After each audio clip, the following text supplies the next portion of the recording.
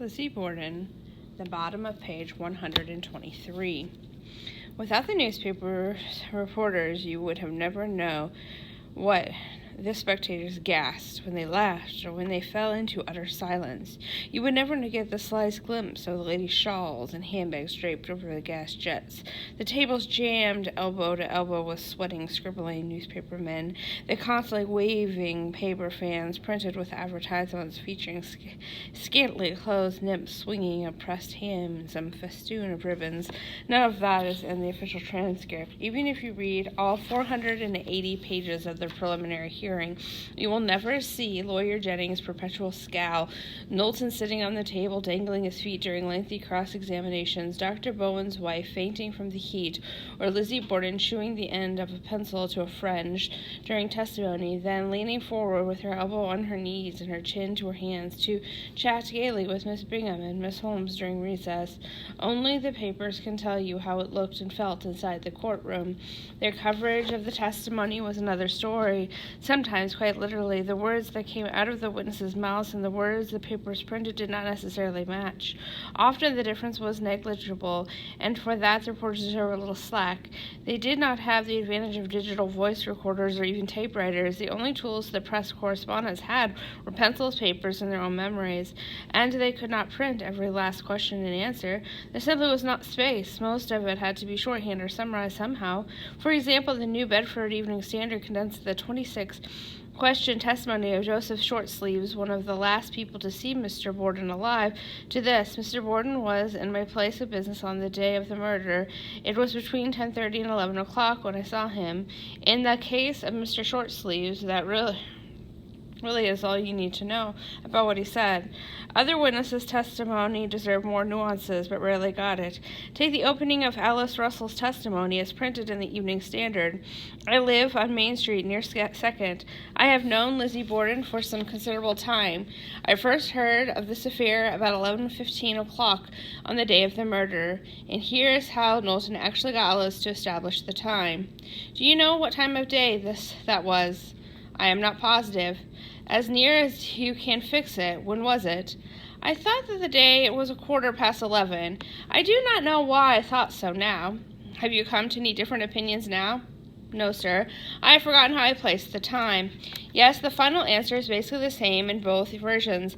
Alice Russell first heard of the murder around 11:15, but in this instance, Alice comes across as noticeably less sure of herself in the real testimony. In fact, Alice Russell was one of the most uncertain witnesses called to testify. Yet you'd hardly know it from the Evening Standard's rendition.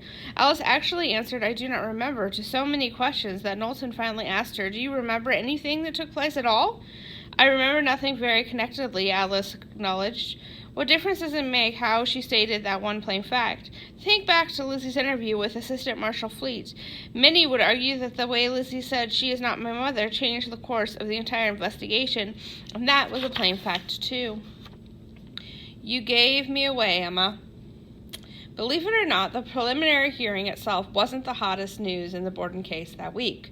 On August 25th, the very same day the hearing opened, a story more incriminating than any of the court of evidence claimed headlines all across New England. The two sisters quarreled in Fall River Police Station. Major Hannah Reagan had overheard every juicy word of the argument, so the story went, and somehow the conversation had found its way out of the central station into the ear of the Fall River Globe's Edwin Porter, who fed the scoop to a Boston paper before breaking the news locally. Almost instantaneously, a boomerang back to the Globe, then the Herald and the New Bedford Evening Standard, and by the next day, readers across the country were eagerly lapping up Lizzie and Emma's stormy exchange. You gave me away, Emma, didn't you?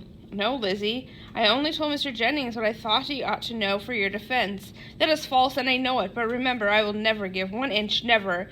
And here the paper said Lizzie had held up the tip of her little finger for emphasis, showing her sister just how little she would budge, then defiantly turned her back to Emma for the rest of her visit.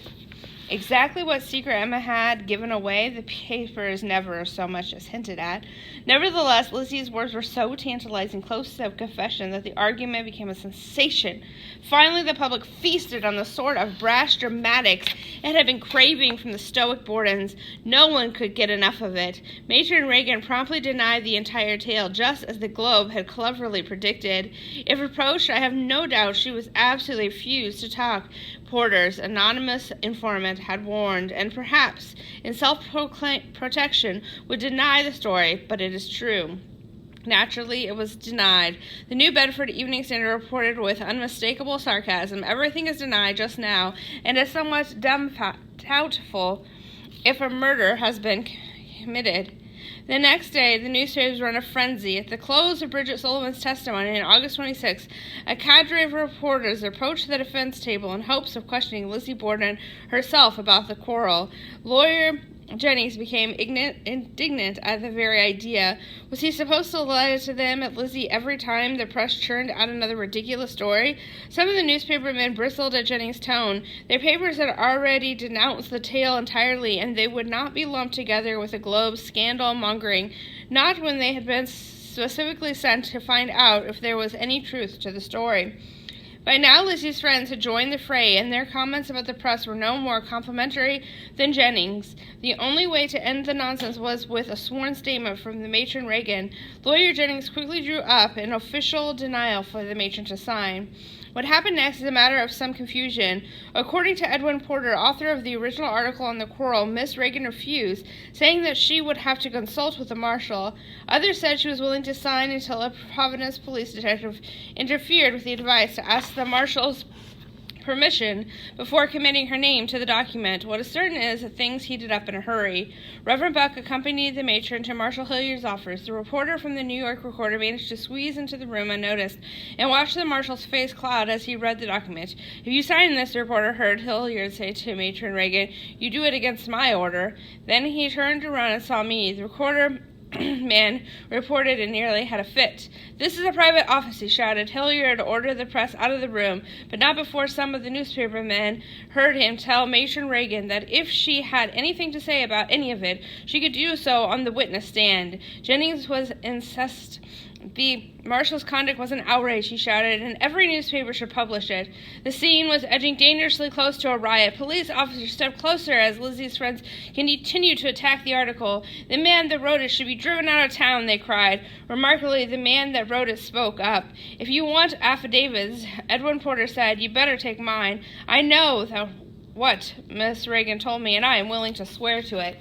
In the end, no one budged. Porter would not back down, and neither would Lizzie's supporters. Only Hannah Reagan could break the stalemate, and by order of the city marshal, her side of the story must wait until the trial. My heart almost stood still with anxiety. The room lay deadly silent as Professor Edward Stickney Wood of Harvard University stepped up to the witness stand on Tuesday, August 30th.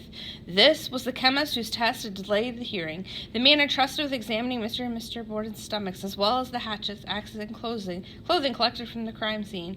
If there were any telltale traces of poison or blood, he would be the one to find them. It was doubtful the New Bedford England Standard said that the old courtroom ever saw so many people before. Women stood on the seats at the back, so tall and still they looked like Greek columns holding up the ceiling. My heart, Lawyer Jennings had later admitted, almost stood still with anxiety. Knowlton asked Professor Wood to begin with his examination of the Borden's stomachs, no doubt in hopes of introducing forensic proof to link into critical pieces of circumstantial evidence, the Borden's violent illness of August 2nd and druggist Eli Bence's claim that it was Lizzie who tried to buy a deadly dose of prussic acid on August 3rd. "I found that both stomachs were perfectly natural in appearance," Wood told the court. "They were in the condition of apparent perfect health." "Did you find any trace of any poison in either stomach?" Knowlton asked. "There was no evidence of any irritant poison having been in the stomach at all," Wood said. The spectators turned to each other in stunned silence. "No poison?" Next came the hatchet. From the lurid descriptions of the battered corpses, the ground was braced for a fearsome weapon. Instead, the Boston Editor said Professor Wood pulled out an innocent-looking hatchet from the medium size of Alice. It was the claw headed hatchet, the one with the hair and red stains on the blade. Without any dramatics or fanfare, he informed the court. The hatchet contained quite a number of suspicious-looking spots, which looked like blood spots on the head of the hatchet, and also on the handle. These were examined very carefully and thoroughly, but there was no blood spot upon the hatchet whatever. No trace of blood. The only speck of blood Wood could find on Lizzie Borden's white underskirt, a single spot right at the front, about 6 inches from the bottom, with no bigger around than a grain of rice. This, Lizzie had already admitted at the inquest, was likely from flea bites.